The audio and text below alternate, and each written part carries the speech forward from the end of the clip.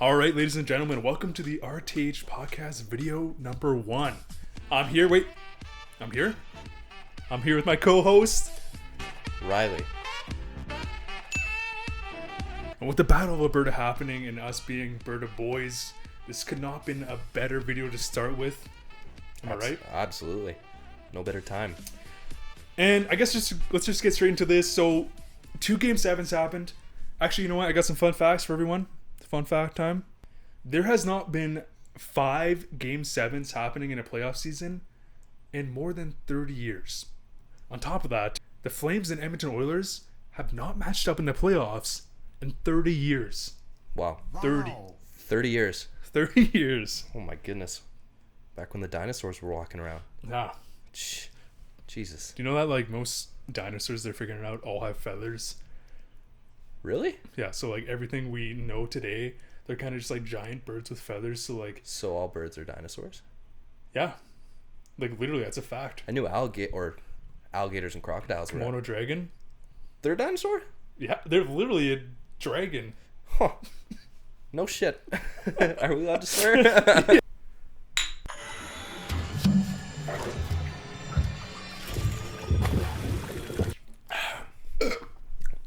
Woo! Oh. But after 2 grueling Game 7s, we're kind of caught in just this weird, confusing place with a lot of question marks. Obviously, Calgary's offense wasn't doing that great in the first round, but again, they're facing Jake Ottinger, who had one of the most incredible. I think he ranked somewhere first, second. I think it was either first or second. I believe he was first or second, right behind J.S. Shigear. Yeah, all time in terms of playoff performance, which is just insane. Yeah. So with that being said, it again leads a lot of question marks on whether Calgary's offense actually is there or not. Whereas in the Edmonton series, we kind of expected them to steamroll the Lakers. Dang it! And the Kings. The Kings. The Lakers. Yeah. They steamrolled the Lakers. LeBron James. And I don't know. We expected both Calgary and Edmonton to steamroll both of their opponents, and it just didn't happen. But if anything, honestly, this just led to a more awesome series because we just don't know what to expect. So I guess we'll dive right into this and just talk about the offense because, again, is Calgary's offense actually there or was it Jake Ottinger? Who knows? I mean, they peppered him in shots in the last game. I think they had 64, which is just absurd. But also Dallas defensively wasn't that great, so it's just hard to know. And I guess to start off here, in terms of the season series, I believe it was 2-2. Yep. And it ended off with that crazy 9-5 win in Calgary here. And oh my, I'm already gonna pump just because we're just gonna see so much chaos and just amazing hockey being played. Yep. And I actually believe that game, or at least one of the previous games, was the highest rated game of the entire season. No way, really? Yeah, I think all of Alberta, Battle of Alberta was. So we're going to see some crazy ratings here, some crazy events happening. Yeah. I mean, you can already see it around the city. I mean, you kind of feel the energy even walking downtown. Oh, yeah. I know. Everyone's hyped. You see flags on trucks everywhere. Oilers, Flames. Which flags? Both, honestly. I mean, driving around Calgary today, it was 50-50. Yeah. Yeah, but in terms of like the regular season matchup here, in terms of, I guess they're not regular season matchup, but regular season numbers, it is so tricky because, again, McDavid being McDavid, he had 14 points in 7 games. But I know obviously playoffs and regular season are completely different stories. But like across the board, advanced analytically, the Flames are just destroying Oilers in every category. I think like basically the main thing they have over the Flames is power play, which I mean you'd come to expect with Draisaitl and McDavid. In terms of offense, I guess we'll start with offense. So Oilers, McDavid, Draisaitl. And I guess we'll go straight to that point. Draisaitl, high ankle sprain. So I sustained a high ankle sprain like last fall, August, September. And I'm still feeling the effects today. Now, obviously, I don't have millions of dollars of medical care in the NHL system, but that's not going away anytime soon. I know Draisaitl just said on an interview that he's fine, but there's no way he's actually fine. Yeah. That thing's hurting. But again, I know. Even in the last game, I think Draisaitl was basically playing on one leg the whole night. Yeah. But what do you think? Like, honestly, knowing Draisaitl's game, his game is primarily his strength, his passing, and his shot. Right? Speed's not too much of a factor. So I don't primarily think that the power play will be too hindered by Draisaitl's high ankle sprain. However, in a playoff series, it is so different because you look back to the regular season, anyone who's watched the Oilers throughout the entire season, throughout maybe Draisaitl's whole career, it's safe to say sometimes he can loaf, right? He can, not always forecheck the hardest, back checking is here and there. He looks for the guy wants to score goals. He loves his cookies. Yeah, he loves them. Yeah. And so I think to start the series, it won't be too much of a factor. However, going through a 7-game series, the way you have to play in playoffs, I can't see it benefiting him in the slightest. It's just going to keep getting worse and worse, especially with how physical I'm guessing this series is going to be. He's definitely going to be laboring that side. But, I mean, it's playoffs, right? You have to battle through these kinds of things. And same thing, like everyone's fine in playoffs, right? You will never tell the media if you're injured or anything like that because you just suck it up and you play through it, right? So Erik Karlsson, broken foot, 2017. Broken foot, right? I still remember that series. But at the same time, it's one of those tough injuries where it's going to be hurting the whole time and it's going to be there. It's up to him. But then personally. I guess the question is though, like if Draisaitl isn't at, just say he's at 70%, who else is there besides Evander Kane and McDavid? And I mean, Cody Ceci's like third in points right now on the team. You bet he is. Like, I think right now, like in terms of offense, I think Calgary just has him beat. Like, we obviously have guys like Blake Coleman. He's not performing, and I have a feeling he's going to perform. Yeah. Again, I know we already kind of previously discussed it, but like from the Dallas series, we don't know what they're going to bring. Yeah. But what I do know is that I think they have more depth, and I do think they have more scoring power up and down the lineup. Besides, obviously, the Connor McDavid matchup. Right. No, that's a great point. And obviously going against a goaltender as good as Jake Ottinger, I mean, hey, offense isn't going to be flowing that much. And I don't think anyone predicted that the series was going to go to 7 versus Dallas, right? Ottinger stood on his head. Everyone was expecting the Flames to wipe him in 5 games or 4 games, right? And that's not the Calgary that usually plays, right? They're, high-flying offense, but can also lock it down, that Daryl Sutter type of game, right? And that's so scary going up against the playoffs. But I feel like if the Oilers bring their best, and I mean, seeing those last 2 games, those elimination games they're in, other than the obvious McDavid, absolutely possessed out there, taking over the game. Yeah. I mean, all the other guys stepped up. I mean, Nugent Hopkins, he had a great, I believe it was either game 4 or 5. I don't know. He got a few points in one of those games. But even points aside, everyone was stepping up, playing their positions right, going to the hard areas, not allowing much going through the middle, making LA dump the puck in and getting clean breakouts. I feel if the Oilers offense can play responsible, not so much the high-flying offense that the Oilers are known for, I feel like they could shut down Calgary and extend this thing to 7 games, to be honest. So I guess my next question is here, in terms of like an X factor player. So I guess when I look at players, like 100% of the time, the players who can play with grit, but also have that scoring touch, that scoring upside, can kind of play it all. They kind of take over during the playoffs. And when I look at someone like Matthew Tkachuk, who, I mean, he had a decent series, don't get me wrong. Yep. He's going to be like a pivotal player for Calgary. For sure. Especially heading into the Battle of Alberta, where you know it's going to be so physical. So I guess it's going to be really interesting to see a matchup with Evander Kane now. Yeah. Like, Evander Kane and Matthew Tkachuk play a very similar game. And I feel like those 2 players are going to be, like, difference makers in this series. For sure. Because, again, like, on Edmonton, who else is physical? I mean, Zach Kassian, obviously. That's actually what I had written down here. To me, the X factor for the Edmonton Oilers isn't McDavid, it isn't Draisaitl, it isn't Kane. I think it's Zach Kassian. I mean, you go back to a year and a half ago, the Tkachuk-Kassian rivalry, where Tkachuk lit him up twice, and then they ended up fighting in those 2 games. It's going to take a guy like Zach Kassian to drive the rest of the depth of the Oilers. You know what I mean? Yeah. Sure, Kane can play that style, but we need him to be that guy to score goals. But to get the offensive contributions from Zach Kassian along with his physicality and what he brings to such a grueling series this is going to be, to me, he's the X factor here. So I think if Zach Kassian comes out flying, everyone else is going to come out and ride the train with him. I mean, you have similar players in Zach Hyman who can be that pain in the ass, forecheck hard, finish checks. Net front presence, which is so critical in these playoff games because most of the goals in playoffs are garbage goals. But a veteran like Zach Kassian, who's going to be the guy the younger guys are looking for leadership, for that spark, especially when you're coming into a crazy building like the Saddle Dome.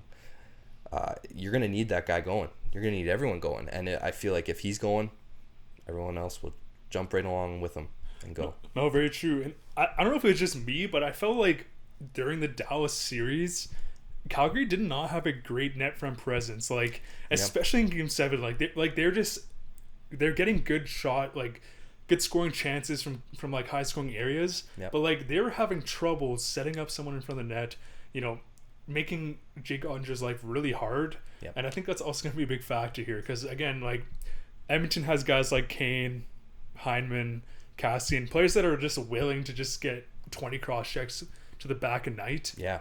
But I don't know. I think that's where players like Blake Coleman are going to step up. But yeah.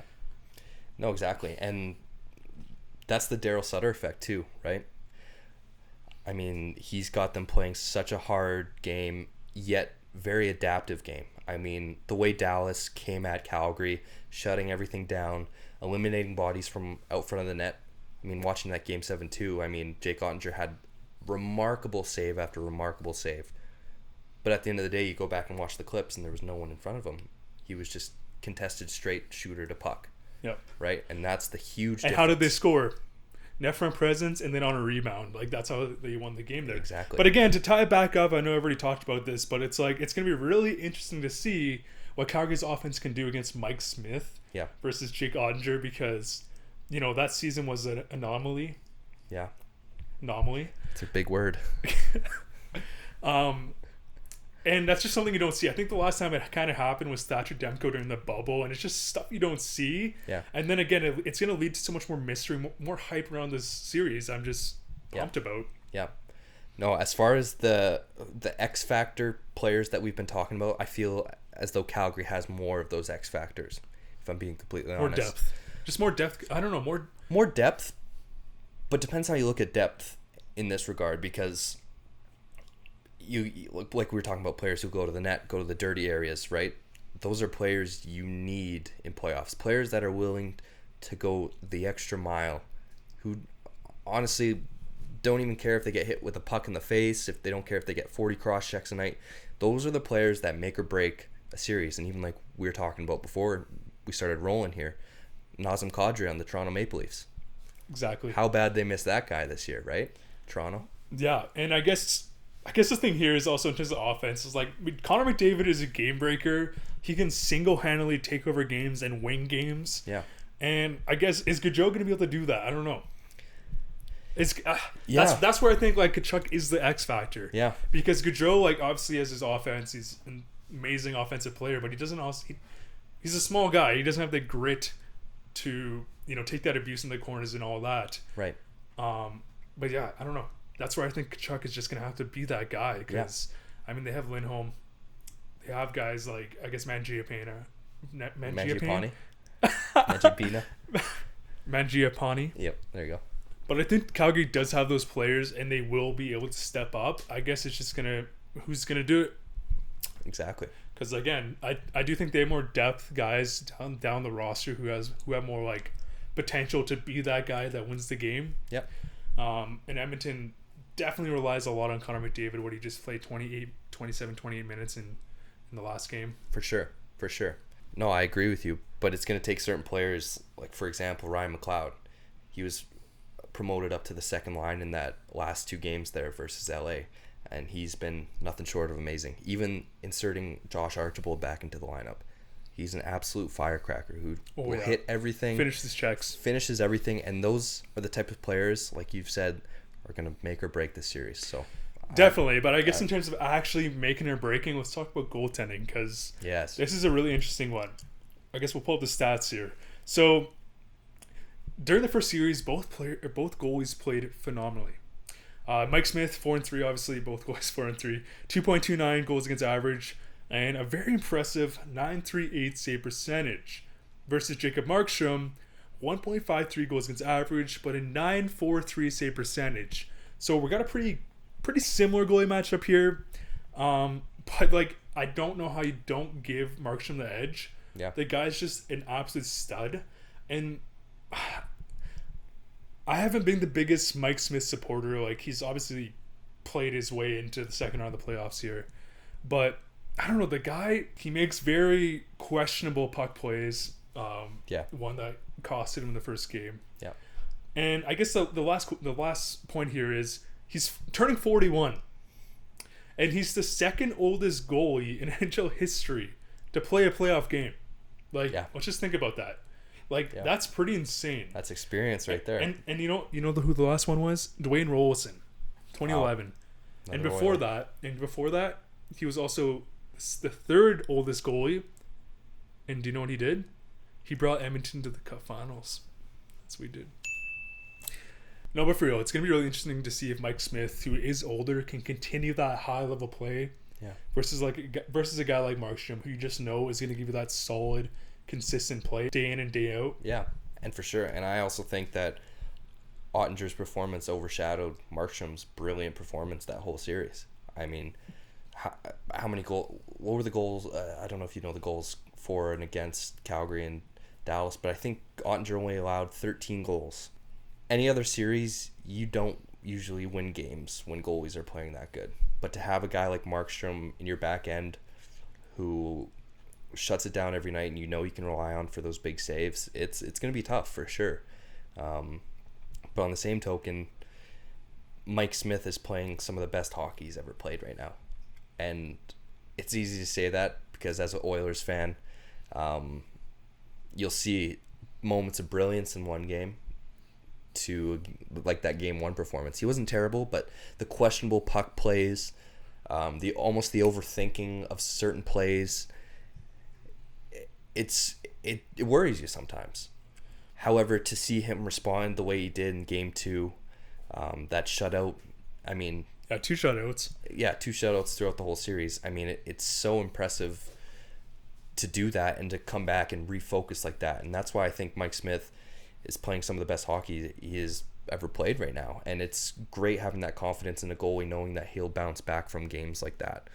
And that's what you need going into playoffs here. So I'd give the edge to Markstrom here, but Mike Smith can definitely show up when it matters, and Oilers are definitely going to need him to be on his best if they want to have any chance. Definitely, and I guess I'd say, to add on to that, it's like, will his age wear on him as the playoffs keep going? Because he had a long, grueling series, and when you get older, it's just going to happen. All right, so now let's talk about defense matchup, because again, we have a lot of question marks, a lot of underperforming.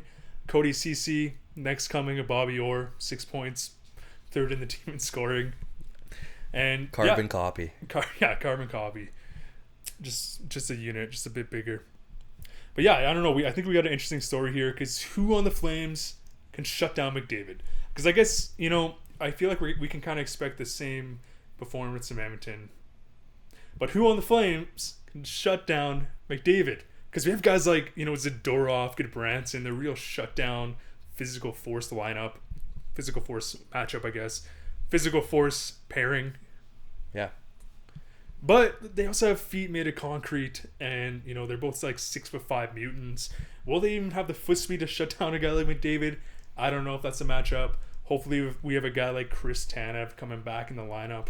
For sure. This one's a toss-up. I mean, looking at the Flames defensive lineup throughout Calgary, looking at guys like Zadorov and Goodbranson, they can play that physical shutdown game. However, when you're matched up against a guy like McDavid, who is so offensive and so quick, is it going to hinder those two guys trying to match up against him, right? For the reason that you said, they're slow. I can see Daryl Sutter putting them on him, trying to rough him up a bit, getting his grill. But will it be enough is the question. So that's where I can see Hanifin and Anderson maybe getting lined up against McDavid. The only concern I have with that is Anderson and Hanifin were not too good versus Dallas. I mean, both -5. I think both 3 points apiece. Not that offensive's everything when it comes to defense, but those guys are definitely going to have to get better in order to shut down McDavid and Draisaitl. Going over to the Oilers side of things, it's tricky. I mean, Brett Kulak has been playing great. Barry's been all right. But Darnell Nurse and Cody Ceci have been the staple for the Oilers defense. For sure. Right? It's about Evan Bouchard and Duncan Keith for me. Because at times versus LA, a team that Biz called and glorified AHL team, they looked scattered and lost at times. I mean, there was that overtime winner by Adrian Kempe in Game 5 where he blew past Keith and Keith's gap was not there. I mean, I know Keith's age is getting up there. However, that comes all down to gap, right? And controlling the speed and pace at which you can take away the offensive player coming at you and knowing how much time and space you have, right? So I think if Keith can handle his gap better and Bouchard can maybe be a bit more aware defensively and take away more sticks in front of the net, I can see them having a good defensive battle here, right? And that's what it's going to be, right? Because it's the first mistake that's going to be a costly goal going the other way, right? So you're going to need everyone to be going, right? Definitely. And on top of that, like, Duncan Keith's been there, done that. What does he have? 2 or 3 Stanley Cups. Mm-hmm. The guy's a stud. I think he'll figure it out. He's going to definitely lead that veteran presence in the locker room. And I guess another big wild card here is just Chris Tanev, because, he's day-to-day right now. But he also could be the key to shutting down, McDavid. He has that foot speed. He has that fundamental shutdown game. Right. Not flashy. Not simple. It's just fundamental.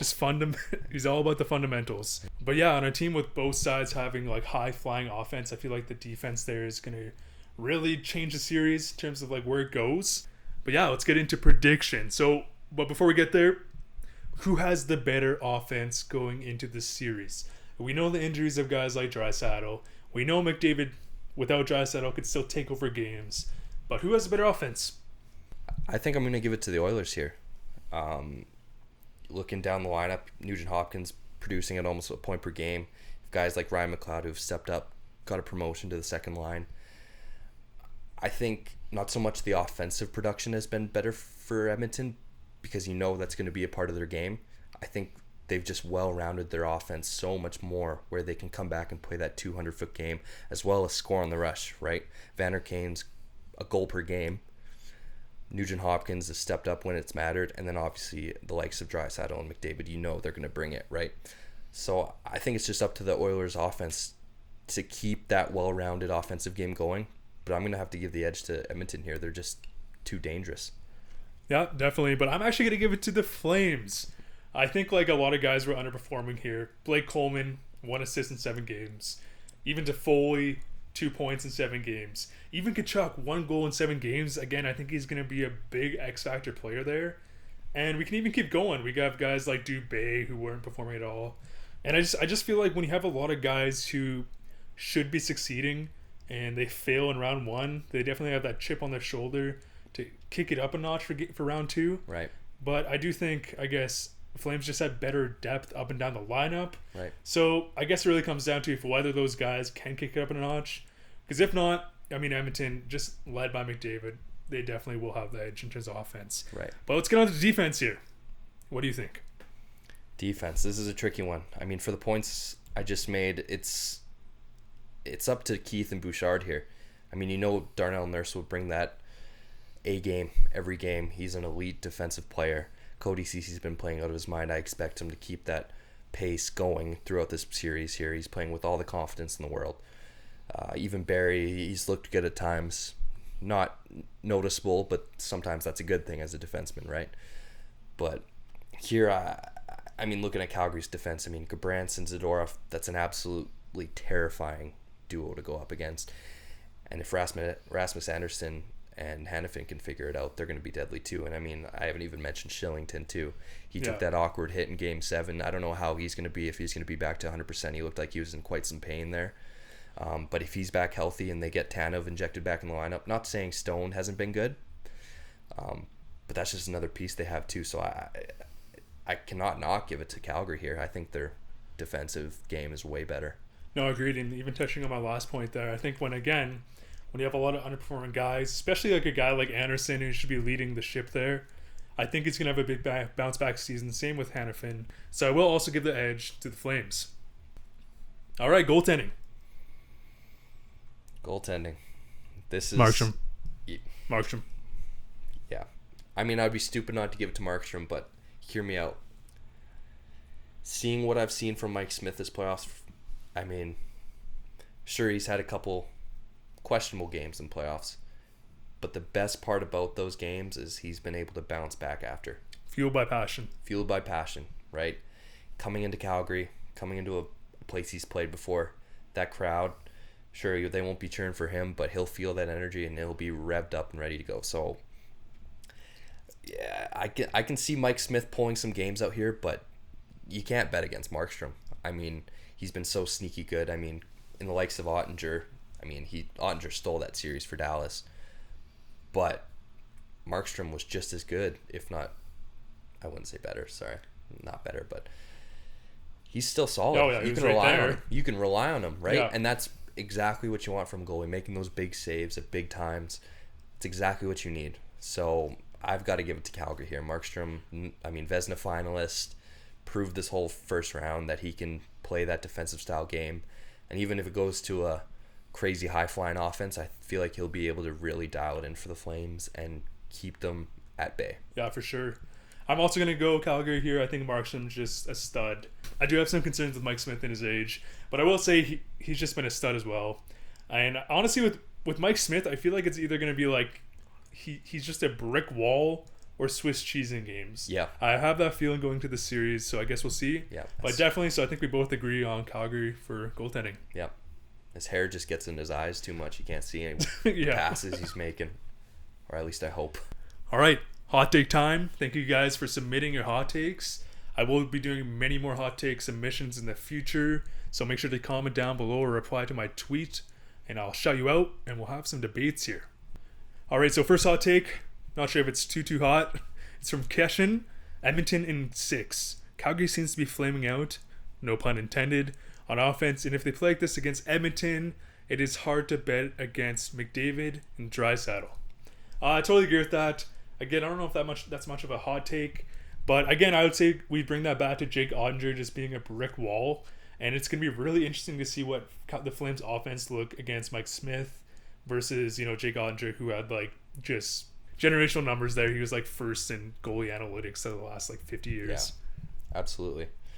No, I agree. I mean, it's interesting to see Calgary not produce at a rate they were doing in the regular season. It was such a weird series, and at times very boring to watch because it was so defensive minded. But I have a feeling this series is going to be completely different. I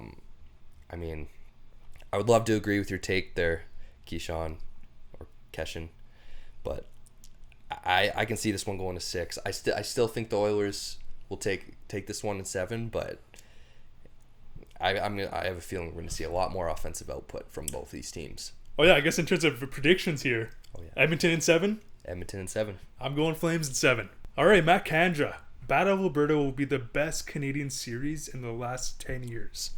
I would say one of the best series ever. We have guys like McDavid.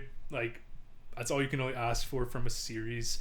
They had just one of the most insane regular season battles, and I'm expecting just some fireworks and crazy things to happen. I will say confidently it will be the best Canadian series of the last 10 years. I don't even know if there's been another Canadian series in the last 10 years. Toronto, Montreal last year. Oh, yeah. But I guess that was... And I guess Vancouver, Calgary. But regardless, it's still going to be the best. No, I agree. I think the Battle of Alberta is going to be unlike anything we've ever seen before. I mean, you saw the last 3 years they've played each other in regular season. It's been the most insane games we've ever seen. And like you were telling me before we started this, it wasn't the last Battle of Alberta, the 9-5 game, the most televised or most viewed game of the year, right? So these guys hate each other. It's going to be a battle, and I'm so excited to see it. And you know what? Maybe I'm just making this up, but whatever. I actually think it was more viewed than the Stanley Cup Finals last year. I wouldn't doubt it. Yeah. So we're gonna see some crazy viewership here. Definitely hyped. Okay. The not so sad Rangers fan. Why is Blake Coleman making $5.5 million for 35s for 35 points and some physical presence. Goudreau did that for 3.6 million. LMFAO. Honestly, I think it just comes down to roles here. I think people always think back to Coleman on the Devils when he had a much bigger role in the team, eating way more minutes. And I don't know, even when he went to Tampa, he had a bunch of really good games. I still think he's been underperforming this playoffs, but I still think he will bounce back here. For 5.5 million, still, that's a pretty steep contract. But why is he making that much? Because he won the Stanley Cup and has proven to do it and was a big game player. It's the intangibles. Yeah, I think it's that simple, honestly. For sure. I mean, you look at a guy like Zach Hyman making, I'm pretty sure, the exact same amount, correct? 5.5? 5 point. Yeah, around there. Right. Sure, Hyman finished with 50, 60 points, but a guy like Coleman, you can't replace that pedigree. I mean, he's a champion. He goes and plays the game incredibly hard, and he's the exact type of player that Calgary needs in a playoff series. Any team would want in the playoffs. Exactly. That's why Tampa gave up a lot to acquire him. Then. Yeah, and another point too. This might be a little bit kind of more off the radar, but with the salary cap going up and up, I mean, contracts are going to be getting more and more higher in value, right? So they could be thinking more for like the longer term. Oh yeah. And around that time, that will probably be the average price for a player like that. Yeah, because even think about that. Also, he's playing in Canada, taxes. He's coming from Tampa. 5.5 million, and I don't know how long was his contract. I forget. I think 6 years or something. Yeah. And even 3 years could be like the equivalent to 4 million. And then when we're talking about a $4 million player who's been a big game player in the playoffs and is still a really good depth piece. Right. Yeah, I think he'll do all right. Right. All right. Last one, Angry Canadian, aka Dorkpool. How long till Matthew Tkachuk draws blood? Bonus points if it's his own teammate. 1959 first period. Yeah. Absolutely. You know what actually I'm thinking? Do you think Tkachuk and Evander Kane will throw fists multiple times during this series? Because like they're the two firecrackers. I mean, I guess include Cassian in there, right? And Darnell Nurse, right? I feel like we're gonna see some fireworks, so it's gonna be so fun. Well, knowing Matthew Tkachuk, he's not gonna shy away from anything, and he's gonna be looking. But I have a feeling Woodcroft will have a conversation with those guys, prime targets of Tkachuk, especially Kane, because Kane has a short wick. I feel like Woodcroft will reel those guys in and be like, hey, just make sure it's smart. Maybe Cassian. Maybe you'll let Cassian go. Yeah. Especially for a guy like Evander Kane. You need Kane. Yeah, we'll keep you for your goal output. Yeah, not but that's the same thing with Tkachuk, too. I know Daryl Sutter promotes that style of play, and as you should in the playoffs, right? Get the team going to sacrifice, but Tkachuk's way too of a valuable player to be sitting in the box for 5 minutes or a 10. True. I guess we'll see how long their fuse is. But don't get me wrong, I have a feeling Matthew Tkachuk is going to be stirring the pot a lot. Oh yeah. As soon as the puck drops, it's going to be bloody for sure. All right, so that's going to do it for our first podcast video. Thanks for watching. But before we go here, let me introduce you to my co-host, Riley. He'll give you a little backstory. Ex-teammates, provincials. We've had some chemistry for a long while now. Yeah. But take it over. Not provincial champions, but championships. That's what our hoodies say. Do you know what's sad? We just tell people we won it.